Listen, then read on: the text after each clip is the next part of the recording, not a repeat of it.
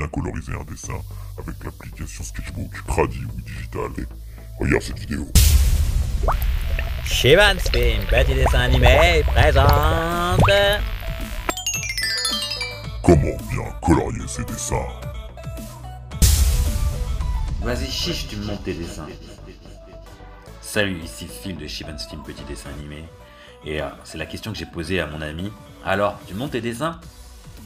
Il me l'a montré et c'est pour ça que tout de suite après je lui ai dit ce serait bien que tu fasses un peu plus d'ancrage. Un, je fais ce que je veux et deux, je fais ce qui me plaît. C'est un peu la même chose. C'est en fait ce qu'il aurait pu me répondre, mais pas du tout. Il m'a dit vas-y, fais-toi plaisir. Allez. Ainsi, vous pouvez retrouver à gauche son dessin original avec une capture d'écran pas très bonne. Et puis mon dessin qui a été fait dans une application, donc la qualité est un peu meilleure.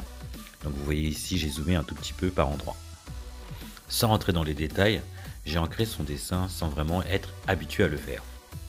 Pour arriver à ce résultat, j'ai modifié quelques éléments et rajouté un peu de couleur rouge, du sang comme vous savez j'aime bien en faire. Pour illustrer mon propos sur l'ancrage et la direction à donner à son dessin pour orienter l'œil du spectateur, j'ai forcé à certains endroits à la lumière et atténué à d'autres la lumière. J'ai rajouté une ombre portée sur la main et surtout sur le personnage qui se trouve en dessous. Le résultat est plutôt pas trop mal, mais en fait c'était un dessin expérimental où j'ai essayé de faire du hachurage et en même temps du coloriage de dessin avec le noir, avec le système d'ancrage. Si vous avez l'œil, vous pourrez remarquer aussi que j'ai changé les proportions du Batman, c'était pour rajouter un peu plus de cohérence. Au final, quand on ancre un dessin, en fait on apporte des noirs bien plus profonds et donc du coup la variété de couleurs entre le blanc et son gris est beaucoup plus intense et beaucoup plus variée. C'est un peu ça la difficulté et on est parfois amené à rechanger un peu tout son dégradé de couleurs pour garder, comme je disais tout à l'heure, une cohérence dans sa réalisation globale. Bon, mais ça c'est juste pour vous parler de mon ami secret, c'était qu'une mise en bouche, puisque la vraie vidéo commence juste après, où en fait je vais faire une colorisation. Et donc pour vous introduire cette colorisation, j'avais besoin de vous parler de cette personne qui a réalisé le premier dessin ici et qui a réalisé l'autre dessin que nous allons mettre en couleur. La vraie différence est que le prochain dessin, c'est vraiment le but initial était vraiment de faire une colorisation. Lui, je lui ai proposé un défi, c'est-à-dire créer le Seigneur des Anneaux, une page sur ce thème des personnages qui pourraient appartenir à cet univers inventé ou existant. Et de suite, il m'a proposé ce dessin. Je dis de suite puisqu'il n'a pas mis énormément de temps non plus à créer ce dessin. Vous pouvez remarquer que ce dessin est maintenant ancré.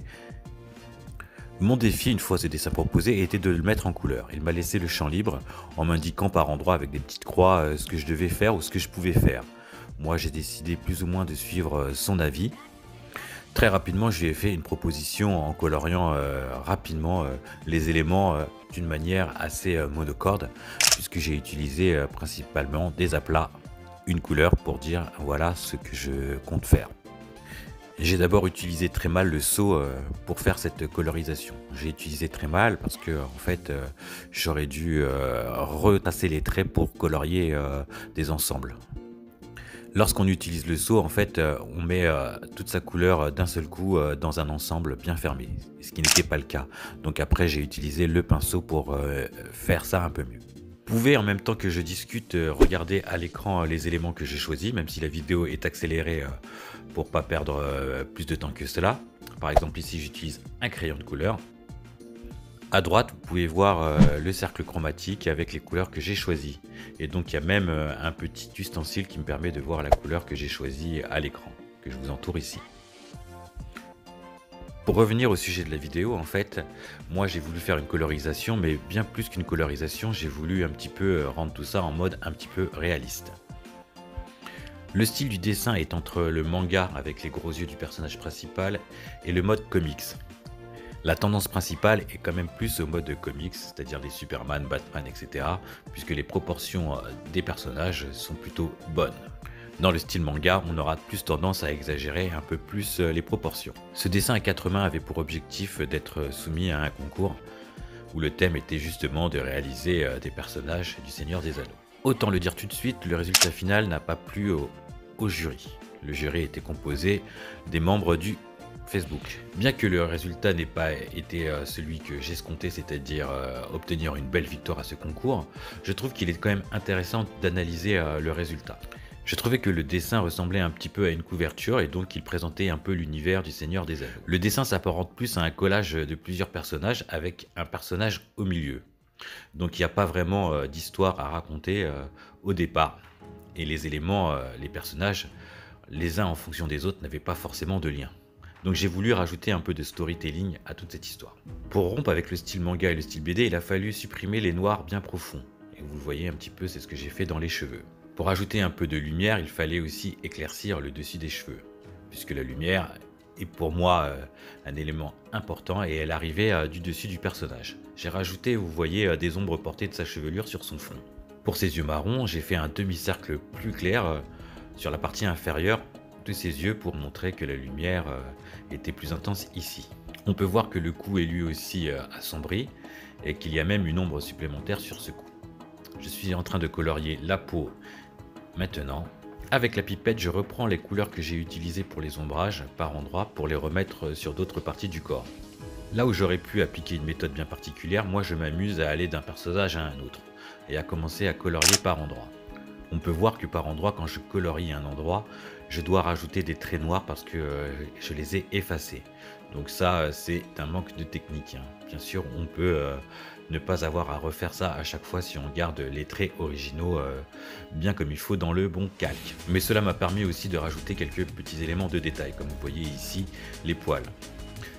On peut voir ici tout au long du dessin que je me bats entre réalisme et pas réalisme, c'est-à-dire que je voulais garder un petit peu le côté comics du dessin et surtout l'œuvre de mon partenaire, et aussi aller dans ma direction qui est le réalisme. Beaucoup de gens n'aiment pas trop le réalisme, mais je trouve que quand on va au réalisme, c'est le plus compliqué, et donc après, quand on pourra colorier d'autres dessins si on voudra, on pourra le faire en mode plus simplifié, ce qui est pour moi tous les autres modes, comics, manga, etc.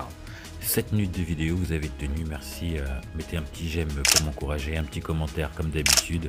Faites-moi plaisir en regardant la description de la vidéo et en cliquant sur un truc, je sais pas lequel, mais vous savez. Abonnez-vous si ce n'est pas déjà fait et activez la cloche pour recevoir en temps et en heure toutes les vidéos. On verra aussi un peu plus tard que finalement le dragon en rouge derrière, je l'ai supprimé. Il ne me plaisait pas beaucoup en fait, j'aimais pas trop sa position qui était pour moi trop de face et un petit peu moins bonne que les autres éléments du dessin, c'est-à-dire tous ces personnages. D'un autre côté, en supprimant ce dragon, cela m'a permis de m'approprier un tout petit peu plus le dessin puisque j'ai rajouté mon dragon de loin pour ne pas trop l'imposer à la structure générale du dessin, bien que en créant un trou, je pouvais pas faire autrement que de changer le dessin. Ah oui, je fais un trou en supprimant un dragon, forcément il reste un espace vide. Donc dans cet espace vide, j'ai créé, vous le verrez plus tard, un tout petit dragon qui s'envole de loin. Et donc ça rajoutait aussi une espèce de storytelling à l'ensemble. Un élément qui prend beaucoup de place est le sol. Donc il a fallu aussi le colorier. Et donc pour ce faire, j'ai voulu faire au premier plan un fond un peu plus obscur. Et donc suggérer de ce fait que cette partie était moins éclairée. Je n'ai pas oublié, après vous le verrez plus tard, de faire les ombres portées du premier personnage sur cette butte. J'ai dit premier personnage en parlant du personnage central. Vous verrez aussi à la fin que pour le tronc d'arbre, ce personnage, j'ai rajouté un autre membre. C'était pour rajouter un peu à la composition quelque chose. En supprimant le dragon, il y avait un gros vide, donc il me manquait quelque part un second bras. Pour ne pas dénaturer l'œuvre, j'ai utilisé l'autre bras que j'ai copié et collé dans un autre sens pour faire une continuité à ce dessin et pour ne pas trop en faire, je voulais garder l'esprit original du dessin. On peut voir à droite que je travaille avec différents calques et donc cela me permet de ne pas toucher au dessin déjà original de mon partenaire et de pouvoir travailler sur chaque élément à part. Comme j'ai pas utilisé les bonnes techniques pour créer mon dessin, j'ai dû parfois réancrer, comme vous pouvez le voir sur ce personnage d'arbre. Je ne connais pas bien les noms de tous ces personnages, puisque moi-même je ne suis pas un fan de cette saga, et aussi parce que je m'en fous. J'ai réalisé toute la colorisation sans référence aucune, donc j'ai imaginé un petit peu comment ça devait réagir tout ça, c'est-à-dire par exemple pour l'armure de ce petit nabo, j'ai fait au hasard les reflets de lumière. Quand je dis au hasard, j'applique des techniques que j'ai déjà utilisées. plus on fait quelque chose, plus on devient meilleur. Au départ, on utilise des références, c'est ce qu'il y a de mieux, et après, on garde en mémoire un petit peu le rendu. Et donc, son armure, vraiment, je l'ai faite un petit peu au pif. J'ai perdu du temps, vous le voyez encore une fois, à réancrer le dessin, ce qui m'a permis d'ajouter des yeux aux personnages et de les orienter plutôt vers la scène, ce qui rajoute un petit peu de storytelling. Quand je parle des yeux, je parle du personnage barbu au fond. Parfois pour m'amuser et surtout pour m'entraîner, je fais des sélections de parties, vous voyez ici, pour pouvoir colorier un élément sans déborder. Donc ça, c'est aussi pour m'amuser, puisqu'il y a plusieurs façons de faire la même chose. Moi, je sais que c'est une des techniques qu'on doit savoir utiliser quand on fait du dessin en digital. Mais vous qui faites du dessin sur papier et crayon, bien sûr, vous ne pouvez pas faire ceci de la même façon. Mais les principes de colorisation restent les mêmes, à savoir les principes de lumière. Comment ajouter de la lumière et comment en retirer avec des couleurs plus claires et comment bien les choisir par rapport à ces couleurs déjà choisies. Ici, tous ces mouvements n'avaient qu'un but, c'était en fait d'isoler le fond du devant, c'est-à-dire tous les personnages, pour pouvoir juste colorier le fond d'un seul coup. Ce que je n'ai pas réussi à faire facilement. Il a fallu que je resélectionne tous mes personnages, que je les colle sur un calque. Donc ça a été très compliqué. J'ai perdu beaucoup de temps à faire ce petit pas, tout simplement pour pouvoir colorier le fond facilement. Mais ça est vraiment pas très intéressant pour vous, surtout que je l'ai pas bien fait, c'est pas dans l'ordre. Comme c'est pas mon dessin, normalement un dessin en fait on fait en premier le fond et après sur un autre calque on pose ses personnages, voire son premier décor, son arrière-plan, puis chaque plan, plus il arrive face à nous, plus on fait des calques supplémentaires. Voilà, comme ça on a isolé tous ces éléments. Ce que j'ai pas du tout fait ici et c'est pour ça que j'ai eu une difficulté. Mais là, vous voyez que j'ai réussi à isoler le plan en faisant des copier-coller. Et maintenant, je fais un fond avec un espèce de nuage. Donc, travailler en logiciel, c'est bien. Et par exemple, ici, j'ai voulu rajouter un petit peu de brume sur les plans. J'ai eu quelques difficultés aussi pour faire cela parce que mes dessins se sont fusionnés tous ensemble. Oui, comme je vous expliquais, en fait, il y a plusieurs calques et quand ils fusionnent tous, c'est dommage parce que si vous vouliez modifier des choses, vous ne pouvez plus le faire. En effet, c'est très difficile de supprimer une brume quand les dessins ont fusionné. La brume que vous avez fait sur un autre calque, sur un autre plan, si elle est fusionnée avec l'ensemble, vous ne pouvez plus la retirer. Donc c'est ce qui s'est passé pour moi plusieurs fois. Bref, pour vous dire que moi aussi, je suis toujours en train d'essayer de progresser sur ma façon de peindre et de dessiner. Que ce soit avec les logiciels ou que ce soit dans la technique générale du dessin. On voit ici encore que j'ai gardé cette dualité entre le réalisme et le sketchy normal des comics et des mangas. Avec une lumière pas trop diffusée. En fait, là où le réalisme va faire plus des fondus de couleurs, on va avoir des couleurs moins tranchées visuellement, comme on le voit sur cet archer blond, où les couleurs sont bien tranchées. Et la tête du personnage principal n'est pas tranchée. J'entends par là que la tête du personnage a un fondu de lumière. On va dans des couleurs sombres à des couleurs claires, de manière plus douce. Point ici très intéressant dans le digital media, c'est que je vais utiliser une technique que je venais d'apprendre. Alors c'est quoi cette technique? C'est très simple, je vais vous expliquer. Il suffit pour cela de pipeter une couleur dans son fond. Ici c'est un bleu nuit. C'est la couleur le plus en haut à gauche par exemple. Je vais ensuite avec cette couleur la mettre sur un nouveau calque que je vais appeler lumière crue et je vais utiliser la lumière crue. Donc c'est un mode lumière crue, ça va intensifier la couleur utilisée. Je vais ensuite prendre un pinceau pour la diffuser à l'ensemble du dessin et donc à rajouter une lumière bleutée partout jusqu'en bas, de haut en bas. Cette technique a pour objectif de donner une cohérence à l'ensemble du dessin déjà d'une et aussi de rajouter un petit peu une ambiance. Après cela, j'ai dû utiliser un peu de couleur plus claire pour donner un peu plus de nuances au dessin avec des éclaircissements de ci, de là et de là, de ci. Les débutants ou les dessinateurs un peu plus confirmés ont toujours un peu de mal en fait avec les balances de couleurs, c'est-à-dire les nuances de couleurs et les contrastes. Il faut toujours bien contraster son dessin. C'est souvent le contraste qui va apporter du volume, avec des blancs bien blancs et des noirs bien profonds. Mais quand on s'attaque au réalisme, les noirs sont jamais des noirs total, je sais pas comment on dit, et les blancs ne sont jamais blancs purs. La lumière, je prends ça comme un jeu en fait, où je vois la lumière et mon personnage, et j'imagine toujours l'ombre porter des éléments du personnage sur lui-même. En fait, par exemple, la hache, si la lumière vient de droite, elle devra forcément avoir des répercussions sur son environnement à proximité. Comme dans le dessin classique, parfois j'utilise l'estompeur. Donc ici, on voit comment je colorie les capuchons, les capuches, je veux dire. Donc je mets du blanc et puis après je l'estompe pour aller vers une couleur un peu moins tranchée. Avec l'estompeur, on estompe à la couleur et on estompe aussi la nuance, c'est-à-dire la différence entre deux couleurs. Le diable est dans les détails, dit-on. Et le réalisme, c'est une histoire de diable et surtout de détails, en fait. Donc pour ajouter du réalisme, il faut penser à toutes ces ombres portées. Par exemple, il faut penser à l'ombre portée du fil de l'arc, de la flèche sur le corps de l'individu qui le porte. Mais comme je le disais au départ, et puis pour aussi anticiper les critiques, j'essaie le réalisme, mais c'est pas ici du réel réalisme en fait. On est un petit peu entre les deux, c'est comme qui dirait sur une échelle de 1 à 10, où 10 c'est du réalisme total, on serait plutôt aux alentours du 4-5. L'ancrage très marqué, noir, est l'inverse du réalisme.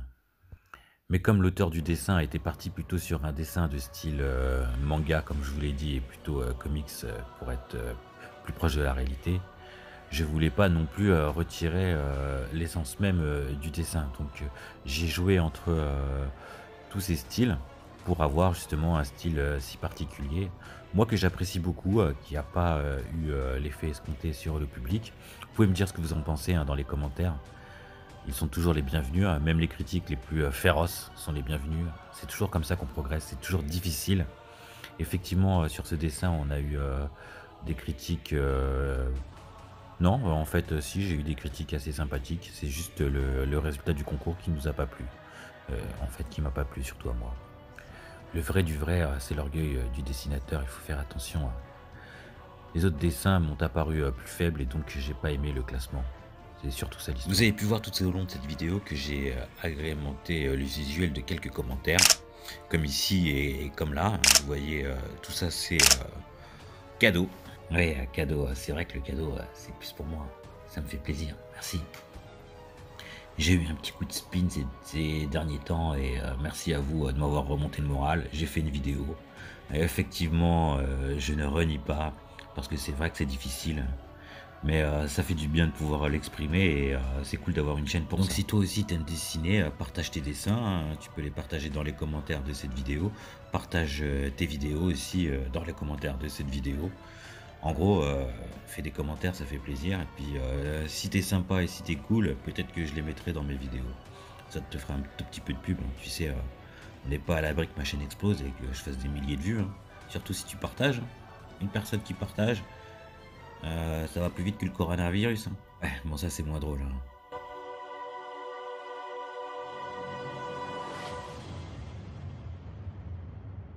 Non, pars pas, la vidéo est pas finie, ça continue, hein. Écoute la suite.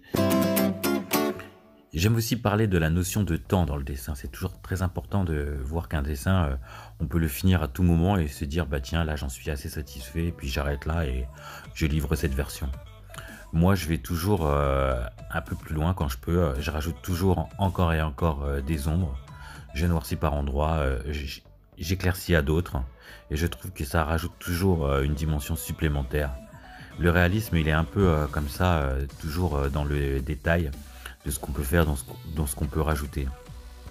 Je vois beaucoup de dessinateurs s'arrêter en cours de route. Pour moi, c'est un arrêt en cours de route. Certains diront c'est un choix. Moi, je trouve qu'un dessin doit être continué jusqu'à la version finale, qui doit être la meilleure version de lui-même. Ici, je rajoute des ombres dans les cheveux.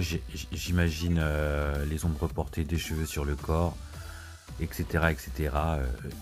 Je mets plus de détails et tout ça en les imaginant, puisque comme je vous l'ai dit, il n'y avait pas de référence au départ, puisque c'est un dessin d'imagination. Le dessin principal n'est pas de moi, hein, c'est contributeur secret. Mais vous pourrez le reconnaître puisqu'il ne manquera pas de commenter son œuvre, puisqu'il a lui aussi une chaîne YouTube. Vous allez voir que j'ai pas tout enregistré, que le dessin final est différent. Je vous ai dit que j'ai fait disparaître ce dragon, que j'en ai rajouté un autre. J'ai essayé de faire de la pluie, donc j'ai rajouté quelques petits éléments supplémentaires. J'ai ajouté un peu aussi de la pluie qui rebondit autour des personnages. Vous pouvez voir aussi un peu de terre en mouvement, un peu de flou à ce niveau-là pour ajouter un peu de vitesse et une impression de mouvement. Voilà, c'était un petit défi que je me suis lancé à moi-même, créé avec ce gnome. Je sais plus c'est quoi, comment ça s'appelle cette marque de personnage. Les trolls, aidez-moi s'il vous plaît à trouver le nom. Vous pouvez remarquer aussi discrètement comment j'ai mis en valeur l'anneau. En tout cas, je trouve qu'il est très bien. Vous pouvez voir un petit avant-après. Et puis, n'oubliez pas, souscrivez un abonnement, c'est gratuit.